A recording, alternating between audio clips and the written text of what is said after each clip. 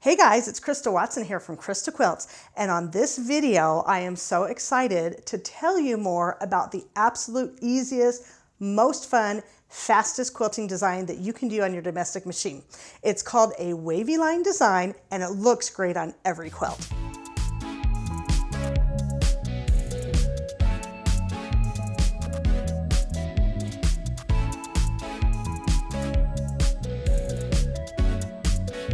So the quilt behind me is called Churn Dash Slide, and it is actually made from fat quarters of my stitchy fabric plus background. Now on this particular quilt, I've used 3 different color schemes for the background: a very low volume, a medium gray, and a darker gray.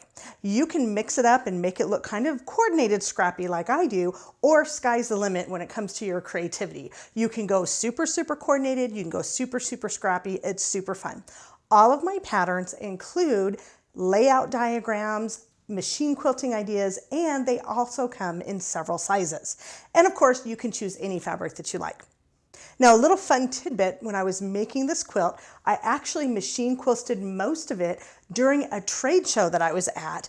It's called Bernina University, and I was there showing off my new patterns, my new fabrics, my sewing table, and so I thought, you know what, I'm gonna demo the entire weekend of the show. I set up a table, I quilted this quilt, and as people came through and walked by and talked to me, I could kind of give them a one-on-one live demo showing how I quilt this large quilt under my small machine. So let me tell you more about the making of this quilt, plus all the machine quilting tips and tricks, and I know you're gonna wanna make this one.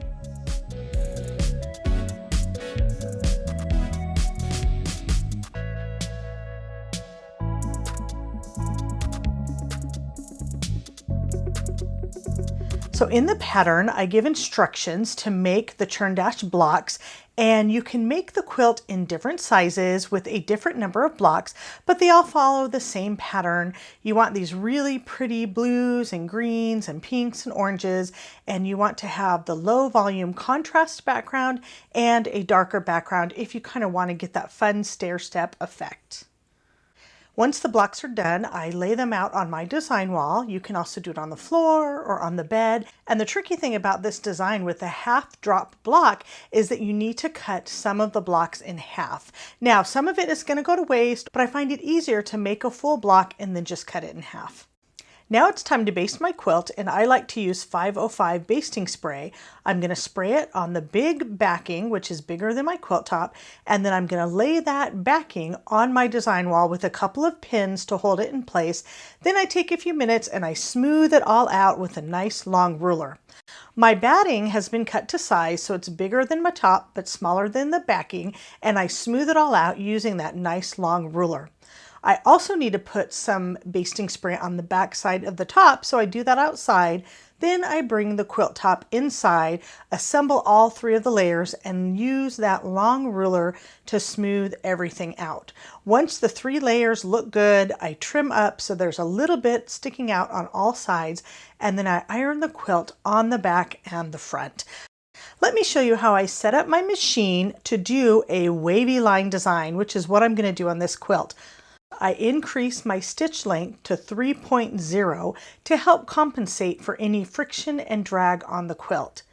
Next thing I do is I lower my top tension because I'm using Aurifil 50 weight thread, and that seems to work really well to loosen it up a little bit. Finally, I reduce my presser foot pressure all the way down to 0 so that my foot is going to glide on top. Now, this is still using the feed dogs to pull the fabric through, but this is going to allow me to have a much better time when I'm quilting.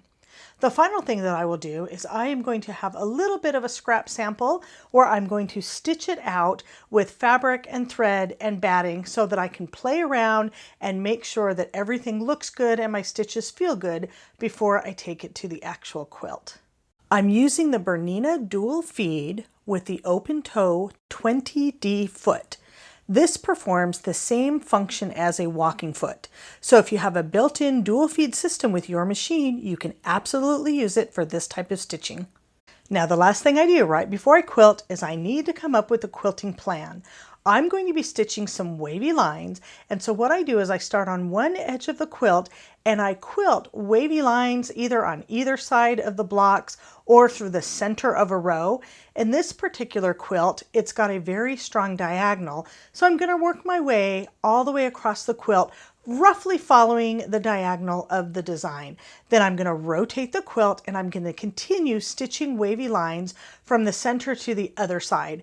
When this quilt is actually under my machine, I'm going to rotate the whole quilt about 45 degrees so I can get roughly in the middle of those lines. Once I've done one row of anchor quilting about in the middle of each diagonal row of blocks, then I'm going to go back and I'm going to fill in the previous lines of stitching with additional wavy lines. Now on my quilting plan, I'm not drawing out the full plan, I'm only drawing out a few of the lines so you can kind of get an idea. Again, working my way towards the center and then rotating the quilt and continuing from the center over to the other side. This allows me to narrow the amount of quilting that I do with each pass across the quilt. Okay, so now you can see me quilting. This is me set up on my nice big Christa cabinet with those quilt blocks, which you're going to see in a minute are going to keep the quilt from falling off the edges. I've already done some of the quilting and now I'm working my way from one edge all the way across. Now in my quilting plan, my lines were spaced much further apart, but as I'm quilting them closer together. Many passes across the quilt. I'm scrunching and I'm smushing the quilt under the machine. You can see how the table is holding up most of the weight of the quilt, and it's a really fun and easy process. Just remember, I'm only having to put about half the quilt under the machine, and my Bernina has 10 inches of harp space, so it really gives me a lot of room when working on a big bulky quilt like this.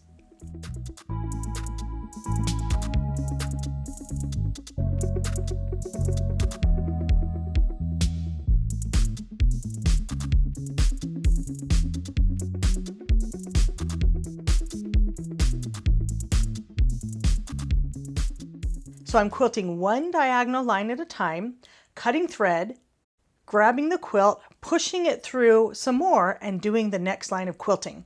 So I have got dozens and dozens of wavy lines of quilting on this quilt. Now you can see a little bit of a close-up as I'm stitching my way.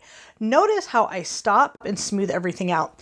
I want the area in between my hands to be nice and flat and smooth, and the area around my hands can kind of bunch up. I call this hills and valleys. The valley is in the middle, it's nice and flat, and the hills are bunching up. So as long as that area in between my hands is nice and flat, I'm not going to have any problems. I just stitch a little bit. Once I feel like I'm starting to reach, I stop with the needle in the down position. I reposition my hands so that everything stays nice and smooth. Now the batting that I'm using is Hobbs cotton and wool blend that's going to cling to the quilt, so it's going to prevent puckers. Now, as you can see, you can start seeing some of the anchor lines over there on the left-hand side of my hands, and now I'm stitching more lines. So in this pass across the quilt, I'd say my lines are maybe about 3 or 4 inches apart, and I'm going to do that all the way across the quilt, and then I'm going to narrow each row as I make it across. Now normally I wear quilting gloves while I'm doing this stitching, but because I was filming this at a convention and I had my nails all done nice and pretty, I wanted people to be able to see my hands, but wearing those gloves really does help make it easier. You can see now the lines are getting a little bit more closer together. I'm stitching with just a very neutral colored thread that's going to blend into all of my fabrics. And the wavy lines are really good because they don't have to line up. Nothing has to line up. If I feel like I'm off on the pattern, I can just wiggle and wave. Like I said, my machine is set up for straight stitching. I am just wiggling the quilt ever so slightly to form a wavy line. If I didn't wiggle, my lines would stitch straight. And now I'm going to go all the way off the edge of the quilt, and I'm actually stitching at real speed. Here's a close-up of several passes across the quilt where you can see the lines getting closer together. So what I've done is everything to my left-hand side has been stitched a little bit more densely, and now I'm coming back the other way and quilting everything on my right-hand side. Now I know a lot of people ask me, they say, well, can't you just do this wiggly line with a decorative stitch on your machine? The answer is yes, but it looks completely different and it takes longer. That is something that I teach and demonstrate in other quilts, but for this particular design, I'm just using a straight line and I'm making more organic wiggly lines. They're faster, they're carefree, they're very forgiving. Again, I'm going to stitch off the edge of the quilt. I only leave a little bit of batting and backing so that it doesn't get stuck underneath.